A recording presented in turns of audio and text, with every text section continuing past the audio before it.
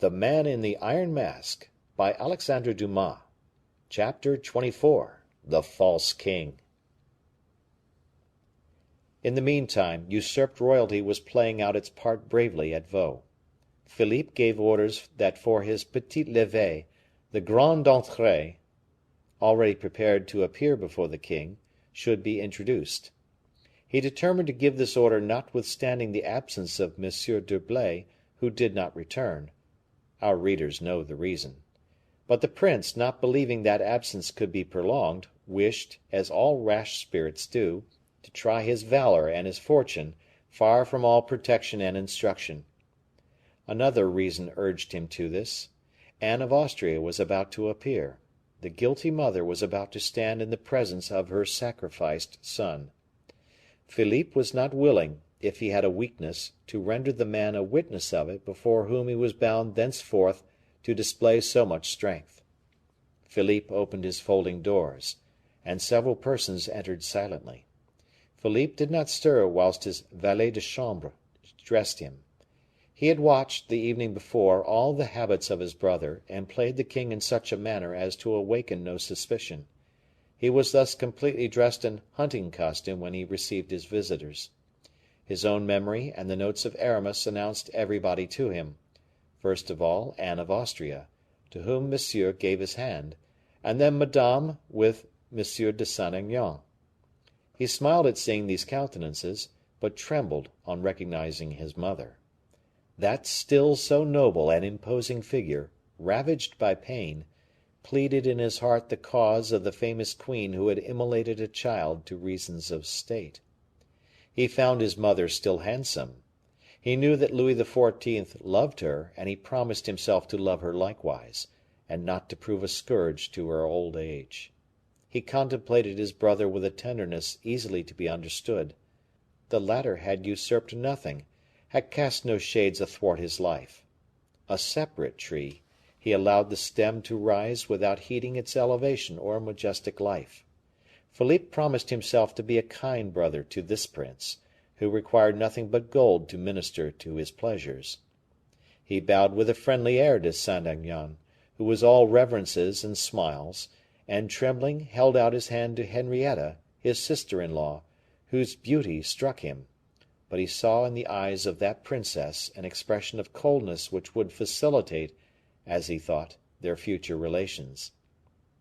How much more easy, thought he, it will be to be the brother of that woman than her gallant, if she evinces toward me a coldness that my brother could not have for her, but which is imposed upon me as a duty. The only visit he dreaded at this moment was that of the queen. His heart, his mind, had just been shaken by so violent a trial, that, in spite of their firm temperament, they would not perhaps support another shock. Happily, the queen did not come. Then commenced, on the part of Anne of Austria, a political dissertation upon the welcome M. Fouquet had given to the house of France. She mixed up hostilities with compliments addressed to the king, and questions as to his health, with little maternal flatteries and diplomatic artifices. "Well, my son," said she, "are you convinced with regard to M. Fouquet?" "Saint Aignan," said Philippe, "have the goodness to go and inquire after the queen." At these words, the first Philippe had pronounced aloud, the slight difference that there was between his voice and that of the king was sensible to maternal ears, and Anne of Austria looked earnestly at her son. Saint Aignan left the room, and Philippe continued, "Madame, I do not like to hear M. Fouquet ill spoken of; you know I do not, and you have even spoken well of him yourself." "That is true; therefore I only question you on the state of your sentiments with respect to him." "Sire," said Henrietta, "I, on my part, have always liked M. Fouquet. He is a man of good taste, a superior man." "A superintendent who is never sordid or niggardly," added Monsieur, "and who pays in gold all the orders I have on him." "Every one in this thinks too much of himself, and nobody for the state," said the old queen. "Monsieur Fouquet, it is a fact, Monsieur Fouquet is ruining the state." "Well, mother," replied Philippe in rather a lower key, "do you likewise constitute yourself the buckler of M. Colbert?" "How is that?" replied the old queen, rather surprised. "Why, in truth," replied Philippe, "you speak that just as your old friend Madame de Chevreuse would speak." "Why do you mention Madame de Chevreuse to me?" said she. "And what sort of humor are you in to day towards me?" Philippe continued: "Is not Madame de Chevreuse always in league against somebody? Has not Madame de Chevreuse been to pay you a visit, mother?" "Monsieur, you speak to me now in such a manner that I can almost fancy I am listening to your father." "My father did not like Madame de Chevreuse, and had good reason for not liking her," said the prince. "For my part, I like her no better than he did; and if she thinks proper to come here as she formerly did, to sow divisions and hatreds under the pretext of begging money, why—" "Well, what?" said Anne of Austria, proudly, herself provoking the storm. "Well," replied the young man, firmly, "I will drive Madame de Chevreuse out of my kingdom, and with her all who meddle with its secrets and mysteries."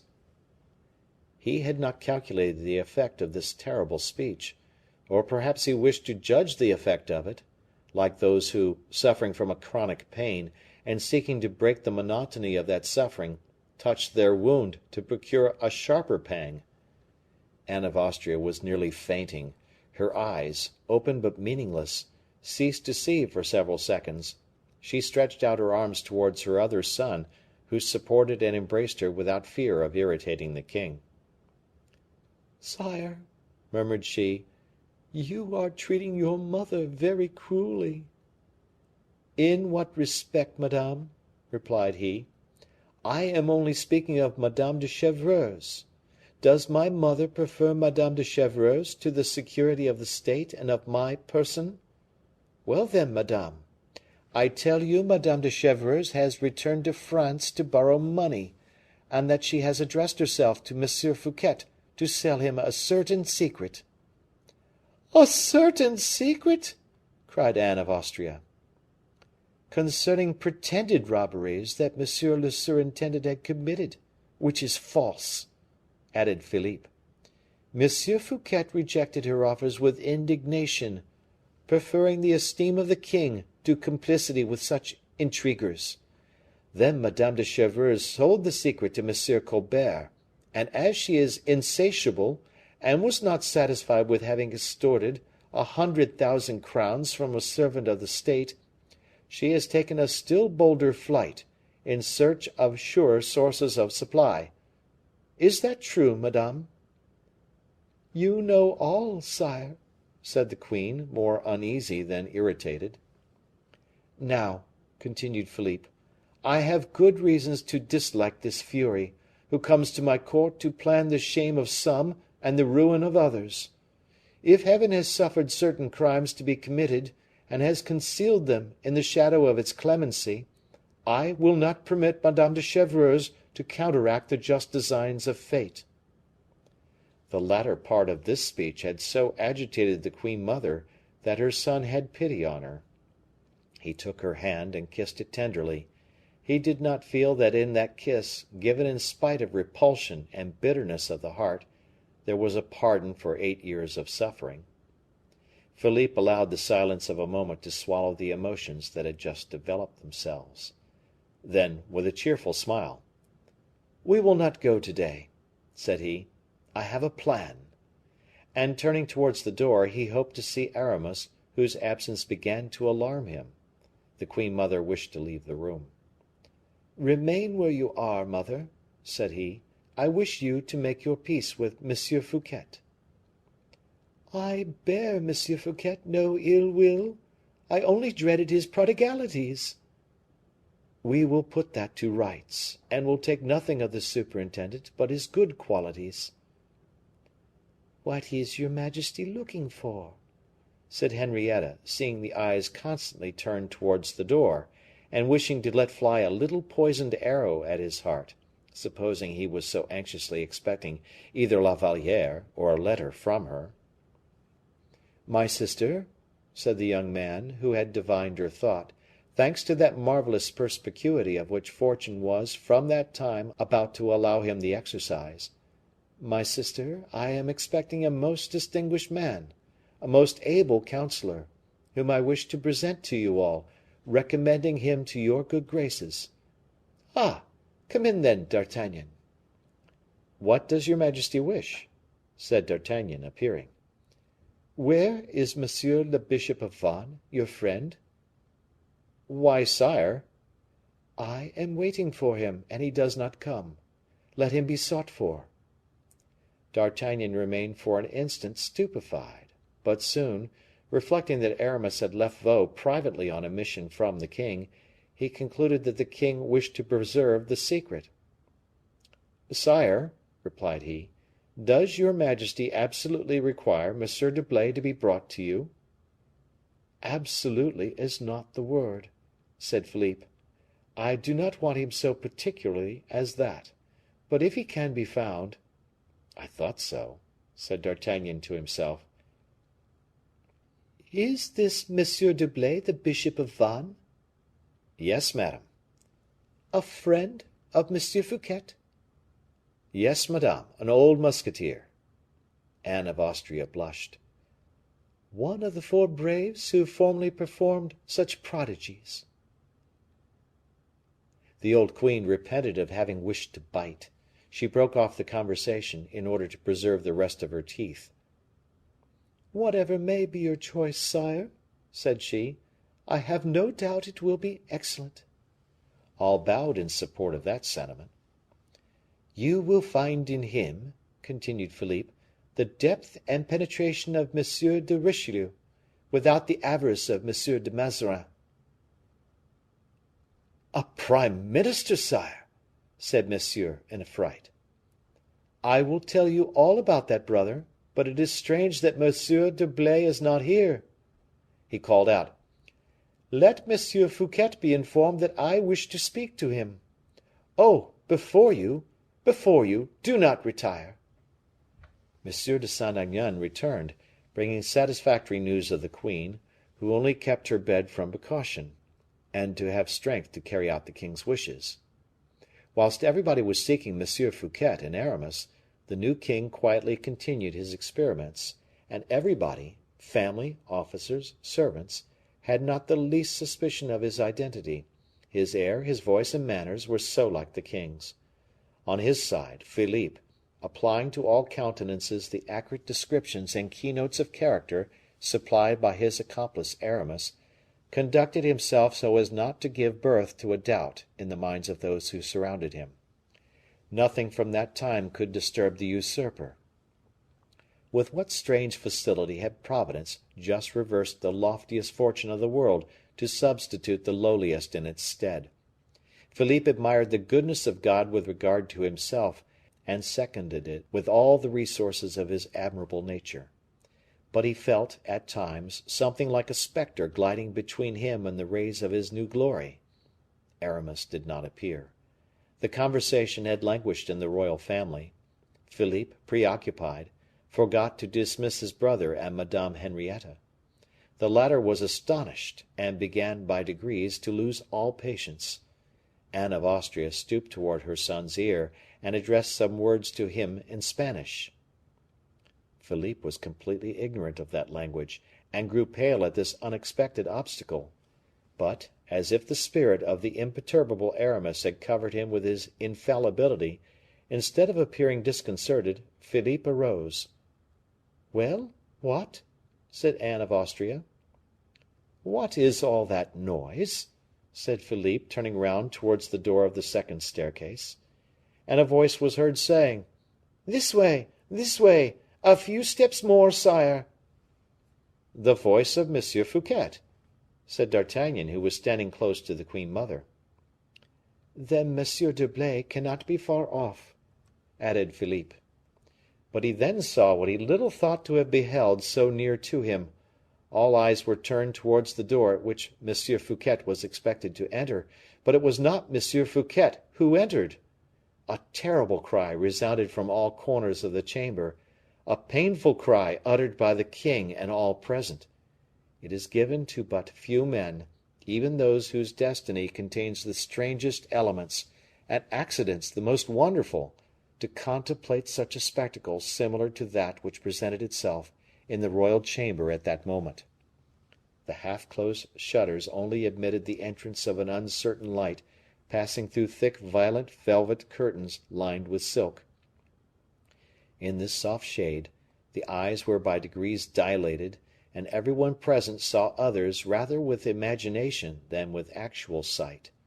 There could not, however, escape, in these circumstances, one of the surrounding details, and the new object which presented itself appeared as luminous as though it shone out in full sunlight. So it happened with Louis XIV, when he showed himself, pale and frowning, in the doorway of the secret stairs. The face of Fouquet appeared behind him, stamped with sorrow and determination. The queen mother, who perceived Louis XIV, and who held the hand of Philippe, uttered a cry of which we have spoken, as if she beheld a phantom. Monsieur was bewildered, and kept turning his head in astonishment from one to the other. Madame made a step forward, thinking she was looking at the form of her brother-in-law reflected in a mirror, and in fact the illusion was possible. The two princes, both pale as death, for we renounce the hope of being able to describe the fearful state of Philippe, trembling, clenching their hands convulsively, measured each other with looks, and darted their glances, sharp as poignards, at each other. Silent, panting, bending forward, they appeared as if about to spring upon an enemy. The unheard of resemblance of countenance, gesture, shape, height, even to the resemblance of costume, produced by chance, for Louis XIV had been to the Louvre and put on a violet colored dress, the perfect analogy of the two princes completed the consternation of Anne of Austria. And yet she did not at once guess the truth. There are misfortunes in life so truly dreadful that no one will at first accept them. People rather believe in the supernatural and the impossible. Louis had not reckoned on these obstacles. He expected that he had only to appear to be acknowledged. A living son, he could not endure the suspicion of equality with any one. He did not admit that every torch should not become darkness at the instant he shone out with his conquering ray. At the aspect of Philippe, then, he was perhaps more terrified than any one round him, and his silence, his immobility were, this time, a concentration and a calm which precede the violent explosions of concentrated passion. But Fouquet! Who shall paint his emotion and stupor in presence of this living portrait of his master? Fouquet thought Aramis was right, that this newly arrived was a king as pure in his race as the other, and that, for having repudiated all participation in this coup d'etat, so skillfully got up by the general of the Jesuits, he must be a mad enthusiast, unworthy of ever dipping his hands in political grand strategy work. And then it was the blood of Louis XIII which Fouquet was sacrificing to the blood of Louis XIII. It was to a selfish ambition he was sacrificing a noble ambition. To the right of keeping he sacrificed the right of having. The whole extent of his fault was revealed to him at simple sight of the pretender. All that passed in the mind of Fouquet was lost upon the persons present. He had 5 minutes to focus meditation on this point of conscience. 5 minutes, that is to say, 5 ages, during which the two kings and their families scarcely found energy to breathe after so terrible a shock.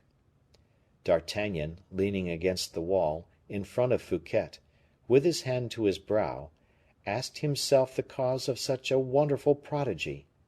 He could not have said at once why he doubted, but he knew assuredly that he had reason to doubt, and that in this meeting of the two Louis XIVs lay all the doubt and difficulty that during late days had rendered the conduct of Aramis so suspicious to the musketeer.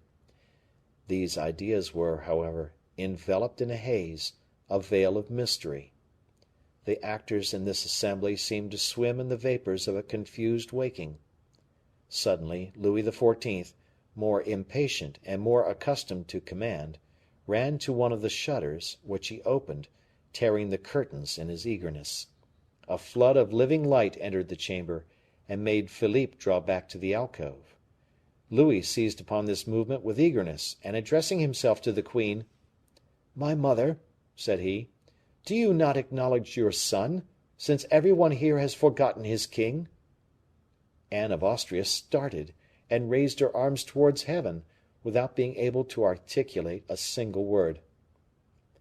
"My mother," said Philippe, with a calm voice, "do you not acknowledge your son?" And this time, in his turn, Louis drew back. As to Anne of Austria, struck suddenly in head and heart with fell remorse, she lost her equilibrium. No one aiding her, for all were petrified, she sank back in her fauteuil, breathing a weak, trembling sigh. Louis could not endure the spectacle and the affront. He bounded towards D'Artagnan, over whose brain a vertigo was stealing, and who staggered as he caught at the door for support. "A moi, mousquetaire!" said he. "Look us in the face, and say which is the paler, he or I." This cry roused D'Artagnan, and stirred in his heart the fibers of obedience. He shook his head, and without more hesitation he walked straight up to Philippe, on whose shoulder he laid his hand, saying, "Monsieur, you are my prisoner." Philippe did not raise his eyes toward heaven, nor stir from the spot, where he seemed nailed to the floor, his eye intently fixed upon the king his brother. He reproached him with a sublime silence for all misfortunes past, all tortures to come. Against this language of the soul the king felt he had no power. He cast down his eyes, dragging away precipitately his brother and sister, forgetting his mother, sitting motionless within 3 paces of the son whom she left a second time to be condemned to death. Philippe approached Anne of Austria, and said to her, in a soft and nobly agitated voice, "If I were not your son, I should curse you, my mother, for having rendered me so unhappy." D'Artagnan felt a shudder pass through the marrow of his bones. He bowed respectfully to the young prince, and said as he bent, "Excuse me, monseigneur, I am but a soldier, and my oaths are his who has just left the chamber." "Thank you, Monsieur d'Artagnan. What has become of Monsieur d'Herblay?" "Monsieur d'Herblay is in safety, monseigneur," said a voice behind them, "and no one, while I live and am free, shall cause a hair to fall from his head." "Monsieur Fouquet," said the prince, smiling sadly. "Pardon me, monseigneur," said Fouquet, kneeling, "but he who is just gone out from hence was my guest." "Here are," murmured Philippe, with a sigh, "brave friends and good hearts. They make me regret the world. On, Monsieur d'Artagnan, I follow you." At the moment the captain of the musketeers was about to leave the room with his prisoner, Colbert appeared, and, after remitting an order from the king to D'Artagnan, retired. D'Artagnan read the paper, and then crushed it in his hand with rage. "What is it?" asked the prince. "Read, monseigneur," replied the musketeer. Philippe read the following words, hastily traced by the hand of the king: "Monsieur d'Artagnan will conduct the prisoner to the Ile Sainte Marguerite. He will cover his face with an iron visor, which the prisoner shall never raise except at peril of his life." "That is just," said Philippe, with resignation. "I am ready." "Aramis was right," said Fouquet, in a low voice, to the musketeer. "This one is every whit as much a king as the other." "More so," replied D'Artagnan. "He wanted only you and me." Chapter